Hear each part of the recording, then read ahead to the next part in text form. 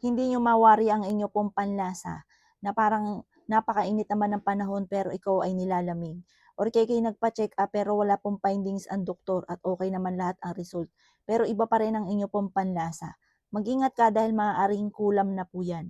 Marami po tayong iba't ibang mga pamamaraan para mawala ang kulam.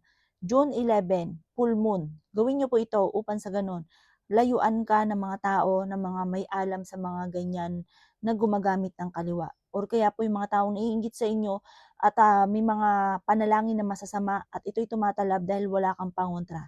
Kung ikaw po ay parang napakailap ng swerte na kahit anong gawing kayod ay sa wala't wala, gumamit ka ng paminta. Ang paminta ay isa sa mga subok na nagtataboy ng mga kamalasan.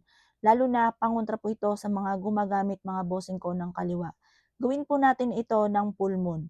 June 11. Isang beses lang pong dumarating ang full moon sa loob ng isang buwan. Kaya, huwag niyo pong palalampasin ang full moon. Yan po mga bossing ko ay isa sa mga subok na't inaantabayanan ang full moon dahil ito po ay isang beses lang dumarating sa loob ng isang buwan at inaantabayanan at ginagamit po ito sa mga gumagamit ng mga pang-alis ng mga kamalasan.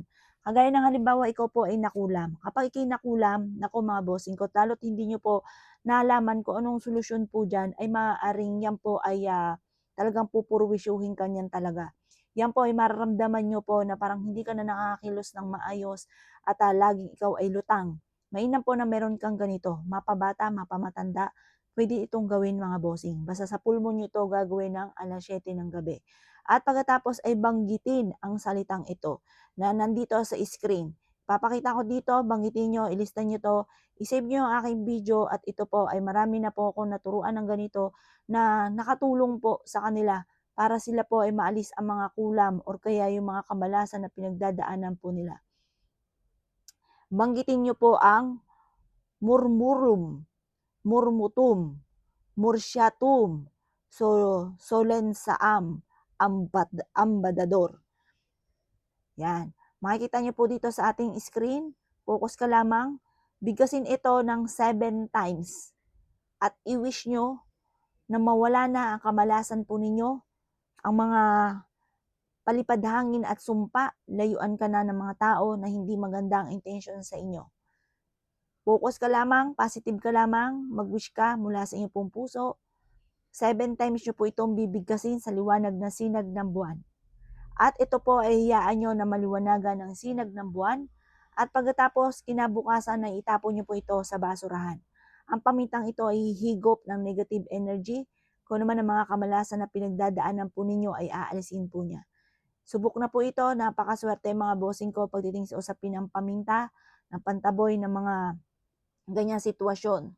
Mga gumagamit ng mga black magic. Mainam na magawa nyo po ito para kayo po ay layuan na at hindi ka talaban ng mga ganyang sitwasyon. Mahirap yung mga tinatalaban ng ganyang sitwasyon, lalo na hindi nyo po machechempuhan yung gamot. Naku, magpapaagoy-agoy ka na laang. Yan, kaya kailangan magawa nyo po ito ha. Itapon nyo po ito. Ang pagtatapon po nito, sa malayo nyo siya itatapon, yung tipong 24 oras hindi ka babalik. Kasi once dyan lang sa malapit at bumalik ka muli doon sa inyong pinagtapunan ng wala pang 24 oras, magiging wa-effect yung ginawa po natin. Sayang naman na isang beses lang dumarating ang full moon sa loob ng isang buwan. Kaya gawin nyo na po ito mga bossing. At laging positive, good luck po sa inyo po lahat.